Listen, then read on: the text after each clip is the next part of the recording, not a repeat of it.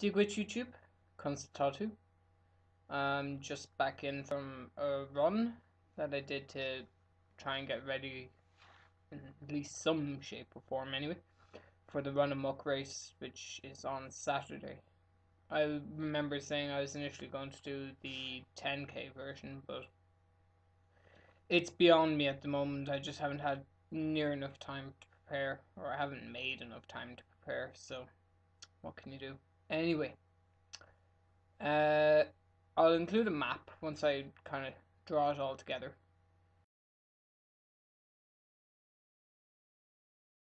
Um, the whole route came in at about 8. It came in at about 4 kilometers, and I'm doing a 5k race, so not so bad, I suppose. Like, I'm not feeling too bad now. I had like good 15-20 minutes, sit down, had my lunch, um, got a smoothie, and I walked home. So I'm not too bad. I still have to do a lot of stretching and take a shower, and then might go out this evening or something and do something. I don't know yet, but I'll keep you posted anyway. So I'll probably copy and paste the Google Maps into my Paint and draw out the route because I want to confirm the measurements. Um, Other than that, I don't remember catching you up on the weekend. So Saturday was the Paralympic event.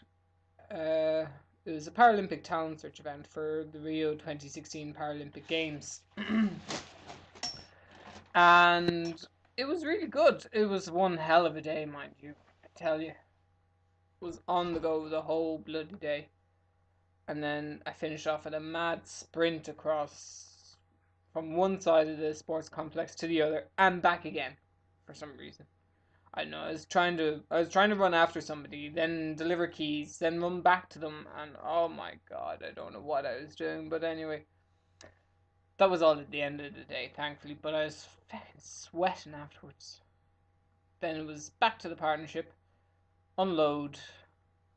Did we even unload? No, we went, had a cup of tea, and then we kind of rallied the troops who had already arrived, and it's like, right, we're going to the pub. Does anyone want to come? And then Jackie piped up and said, "I'll buy you all a pint and something to eat. How's that?" It's like, yes, I'll go. Thank you. I was going anyway, but everyone else was like, free pint. Yeah, all right, cool. Great crack. Absolutely great crack. My God. Aside from one of the girls trying to play matchmaker, um, well, actually, two of the girls, they were matching each other up, and then they were trying to match me up with somebody else. So, oh well. And then everyone else was having a deep and meaningful conversation. Uh, and then I bumped into a friend of mine who I met years ago, who's doing something with a new band, I think. Uh, that'll be happening next week, I think. Or is it the end of this week? Yeah, it is. It's after Run-A-Muck. It's a Saturday evening. I might go and check it out. Um, the actual event itself, really good. I'd say we had easily 1,800 people, 2,000 people, you know, because I can't remember how many participants we signed up, but if each of them brought 2 people with them, uh, it's easily about 2,000 people, 1,800 to 2,000 people. I was on registration actually, as it happens. I was supposed to be covering a game or an activity station, but I don't know, for some reason I was just moved to registration. But that was great. I got to meet everybody. I got to meet all the participants coming in and their family and chat.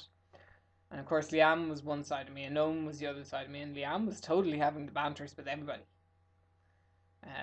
She's like, "Oh, be sure and bring back some gold with you when you come back from Brazil. I can see great things in you."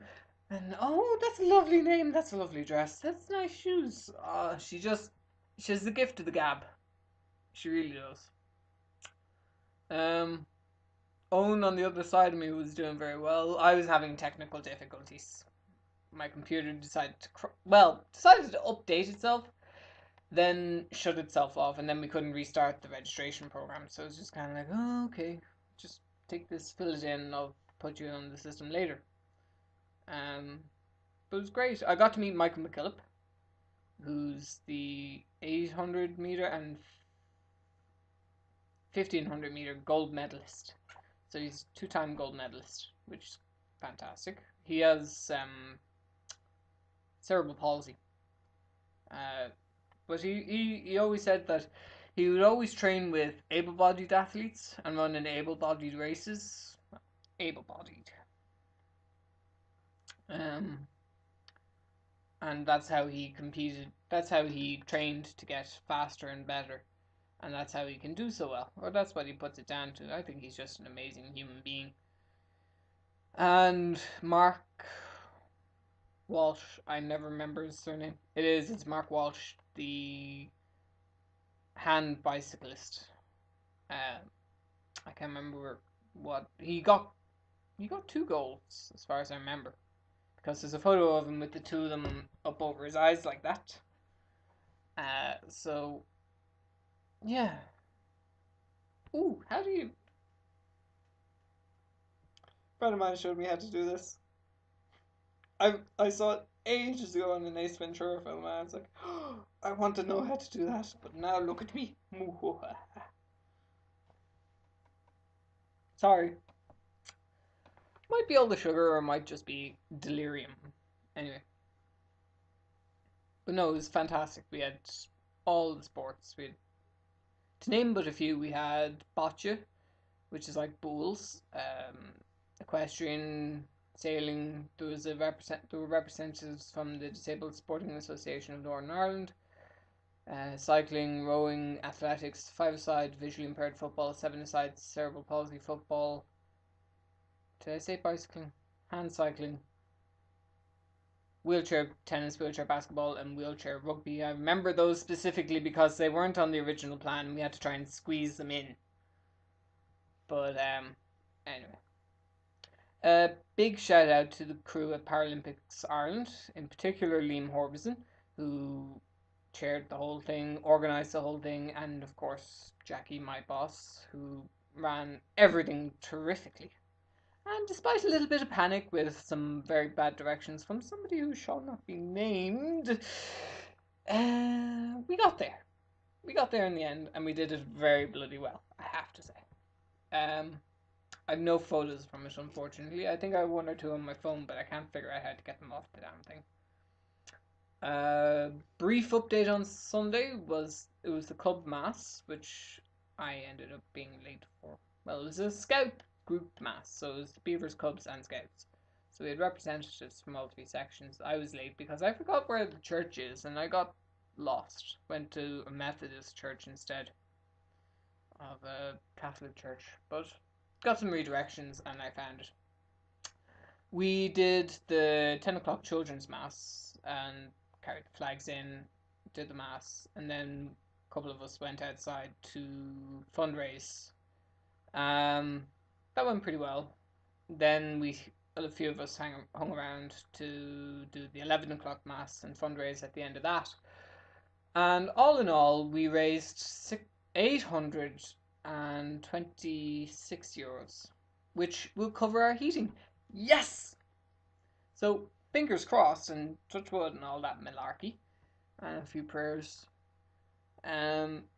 We should have our heating sorted for the winter, and it means no closing the den, it means no moving, it means no nothing. We can keep going and hopefully, in theory anyway, keep warm. I know the den's a bit like a sieve trying to hold water when it comes to heating, but we'll see what happens. It'll get us through this winter anyway, and then we can come up with a more permanent solution. I still say we should we should build a new den, and there's finance available for it, but it's still a 5-year plan, even though the plans were drawn up 20 years ago. Oh well, what can you do? Anyway, that's that. I hope I haven't rambled on too long. This video should come in at under 10 minutes anyway. That's what I get for not vlogging regularly. I hope to get another run in maybe this evening. I might go into town and go to a gym and just, run and do some training and so on. Or I might go to the cinema. Promos on tonight, but I really don't fancy going out and drinking and, fecking around. Yeah. And chances are I'll probably have to go in by myself because no one else will be there. But it's nights like those where I usually end up meeting everybody or people I haven't seen for a while, so it's a fine balance. We'll see how it goes. So I have to go and stretch now anyway. I'll edit that map together just to show you the route that I took. Shower and upload. Okay. Gurv Mahagut. Agus Slongafo.